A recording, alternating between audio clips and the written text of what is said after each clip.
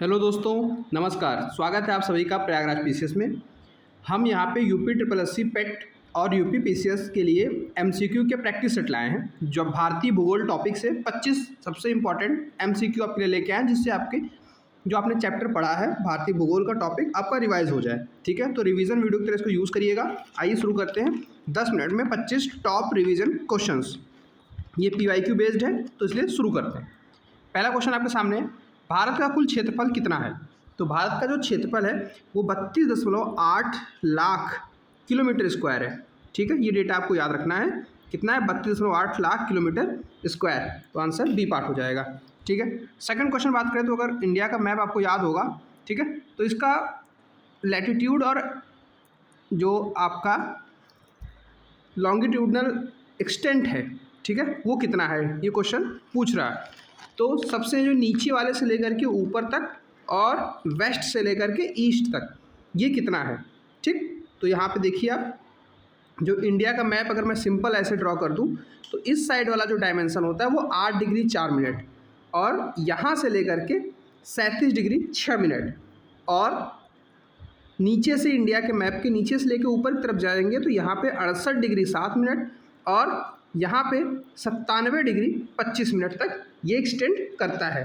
ठीक है, तो ओवरऑल आपको क्या याद रखना है कि जो इंडिया का भौगोलिक विस्तार है इंडिया के मैप का, यहाँ पे मैप ठीक से नहीं बना इस वजह से, बट आपको याद रखना है कि अगर इंडिया का मैप मैं रिप्रेजेंटेटिव बनाऊँ ऐसे तो 8 डिग्री 4 मिनट से 37 डिग्री 6 मिनट और 68 डिग्री 7 मिनट से 97 डिग्री 25 मिनट पूर्वी डायरेक्शन होता है। तो आप यहाँ पे आंसर क्या हो जाएगा? ए पार्ट।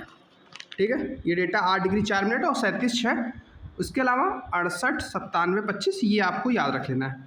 भारत के स्थल सीमा की लंबाई लगभग कितनी है? तो भारत की स्थल सीमा की लंबाई लगभग 15,000 किलोमीटर है। ठीक है, तो 15,000 के आसपास का ऑप्शन कौन सा है? B part, 15,200 kilometre. ठीक है, वहीं पे समुद्री तट का जो लंबाई है पहले 7,500 के आसपास थी, अभी जो है इस डेटा को फिर से सर्वे के हिसाब से बढ़ा दिया गया है। अब ये 11,098 के आसपास, 11,098 किलोमीटर के आसपास समुद्र तटीय रेखा की लंबाई हो चुकी है। ठीक है, तो भारत के समुद्री तट रेखा की कुल लंबाई कितनी है? ऑप्शन के हिसाब से 7,516 आपको टिक करना है, बट अगर नया ऑप्शन क्वेश्चन में आता है तो आपको याद रखना है 11,098 किलोमीटर। अब ये नई लंबाई हो चुकी है। भारत जो है कितने देशों के साथ सीमा साझा करता है? तो भारत 7 देशों के साथ सीमा साझा करता है। कौन कौन से वो देश हैं? तो अगर आपको इंडिया का मैप याद हो तो आपको याद होगा कि यहाँ पाकिस्तान, अफ़गानिस्तान, इधर चाइना, नेपाल, भूटान, इधर म्यांमार और नीचे श्रीलंका। ठीक है, अगर स्थल की बात करें तो टोटल 7 ऐसे कंट्रीज़ हैं जिनके साथ इंडिया अपना बॉर्डर शेयर कर रहा है, और इन बॉर्डर्स में भी सबसे लंबा बॉर्डर इंडिया का बांग्लादेश के साथ है। ठीक है, अगला है, भारत का सबसे उत्तरी बिंदु कौन सा है? तो ऑप्शन देखिए आप, तो ऑप्शन के हिसाब से यहाँ पे इंदिरा कॉल, ठीक है, इंदिरा कॉल जो है सियाचिन ग्लेशियर के अंदर पड़ने वाला पॉइंट है, जो सबसे नॉर्थ पॉइंट है इंडिया का। ठीक है, इंडिया के मैप को अगर आप जम्मू कश्मीर वाले एरिया को ड्रॉ करेंगे तो वहाँ पे सबसे जो नॉर्थ ईस्ट पॉइंट है उसका नाम है इंदिरा कॉल। ठीक है, इसको याद कर सकते हैं आप, कॉल वर्ड से कोल्ड याद कर सकते हैं, कोल्ड। ठीक है, कोल्ड और वहाँ पे ठंडा है। ऐसे ही इंदिरा पॉइंट किस द्वीप पर स्थित है? ठीक, तो देखिए अब Indira call is different point and Indira point is different. ठीक है, इंदिरा पॉइंट क्या है? इंदिरा पॉइंट इंडिया का सबसे नीचे वाला पॉइंट, सबसे दक्षिणतम बिंदु है, उसका नाम है इंदिरा पॉइंट।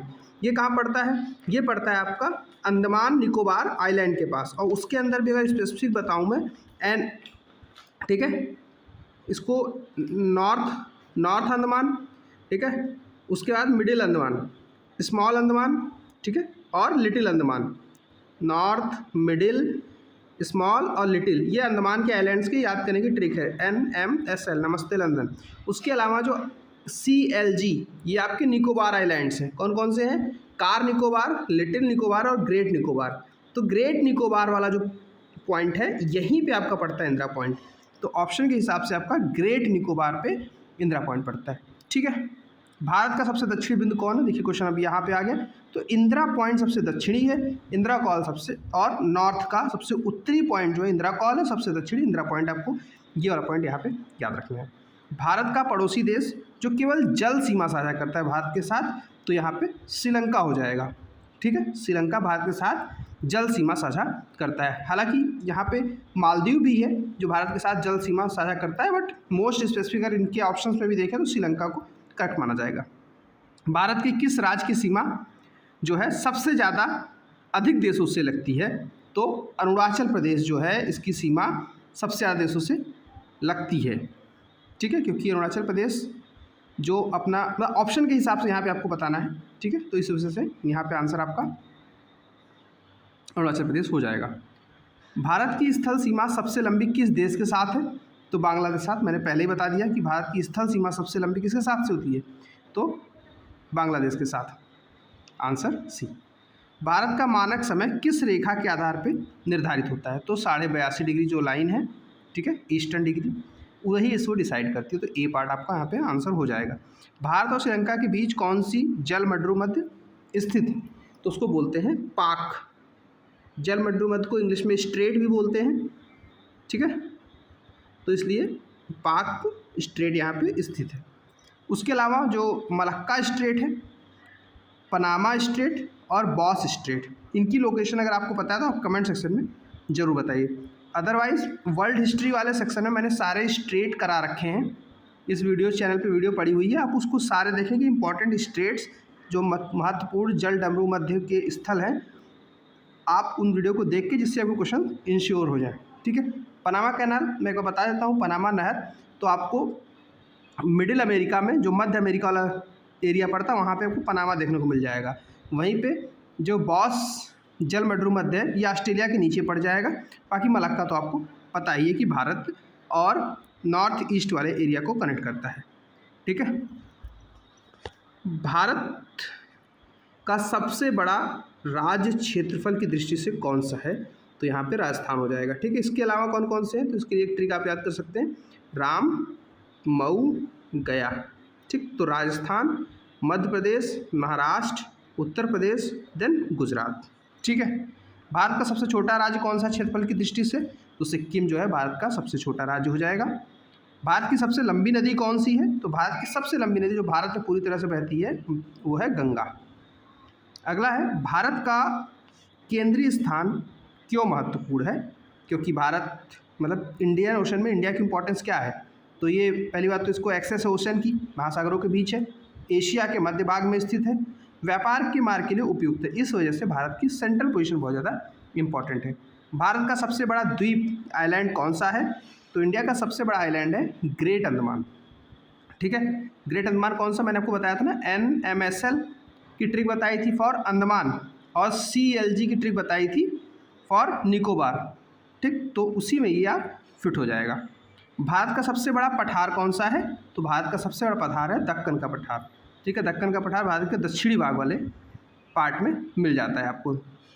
आगे देखते हैं, भारत का सबसे ऊंचा पर्वत शिखर कौन सा है? तो कंचनजंगा जो है भारत का सबसे ज़्यादा ऊंचा पर्वत शिखर हो जाएगा। ये कहाँ पड़ता है? ये सिक्किम में पड़ता है, ठीक है, सिक्किम नेपाल के बॉर्डर पे आपको मिल जाएगा। भारत के कुल कितने राज्य और केंद्र शासित प्रदेश हैं 2024 के अनुसार? तो भारत में 2024 के अनुसार 28 राज्य और 8 केंद्र शासित प्रदेश थे। भारत की सबसे बड़ी झील कौन सी है? तो ऑप्शन में देखें तो भारत की सबसे बड़ी झील ऑप्शन के हिसाब से वुलर लेक है, ठीक है। वुलर लेक की लोकेशन आप बता सकते हैं किस स्टेट में वुलर लेक पड़ती है। इसके अलावा लोकटक लेक आपकी मणिपुर में पड़ती है, सांबर आपको पता ही है राजस्थान में, और चिल्का लेक भी आप कमेंट सेक्शन में बताइएगा। भारत का कौन सा राज्य पूर्व का प्रवेश द्वार कहा जाता है? तो ये आसाम को पूर्व का प्रवेश द्वार कहा जाता है। ये बहुत इंपॉर्टेंट क्वेश्चन है, इसको आपको याद रखना है। भारत के किस भाग को पर्वतों से घिरा त्रिभुज कहा जाता है? तो भारत के दक्षिणी भाग को पर्वतों से घिरा त्रिभुज कहा जाता है, क्योंकि यहाँ पे पश्चिमी घाट और इस साइड पूर्वी घाट है, इनके बीच भारत की इस लोकेशन को पर्वतों से घिरा त्रिभुज कहा जाता है। मेक मोर इन इंडिया की दृष्टि से भारत को भौगोलिक लाभ क्या हो सकता है? क्या भारत के अंदर पॉसिबिलिटीज़ हैं? तो भारत के अंदर श्रमिक स्रोत सस्ते हैं, ऊर्जा के प्रचुर स्रोत हैं, भारत की सेंट्रल लोकेशन, ये सभी इंडिया के लिए मेक इन मोर को मोर फिजिबल बनाते हैं और ज़्यादा फायदेमंद बनाते हैं। तो दोस्तों इस तरह से हमने ज्योग्राफी के मोस्ट एक्सपेक्टेड 25 MCQs देखे हैं। इसमें से कुछ क्वेश्चन PYQs हैं और कुछ आपको रिवीजन के पर्पज़ से भारत भूगोल के टॉपिक से बनाए गए हैं, ठीक है। तो दोस्तों इस वीडियो को आप कंप्लीट करके बाकी क्वेश्चन के आंसर आप कमेंट सेक्शन में दीजिएगा। बाकी आपको अगली टॉपिक पे वीडियो कैसी चाहिए, क्या टॉपिक चाहिए, उसको भी कमेंट सेक्शन में जरूर बता सकते हैं। तब तक के लिए वीडियो को देखते रहिए, चैनल को सब्सक्राइब कीजिए। धन्यवाद।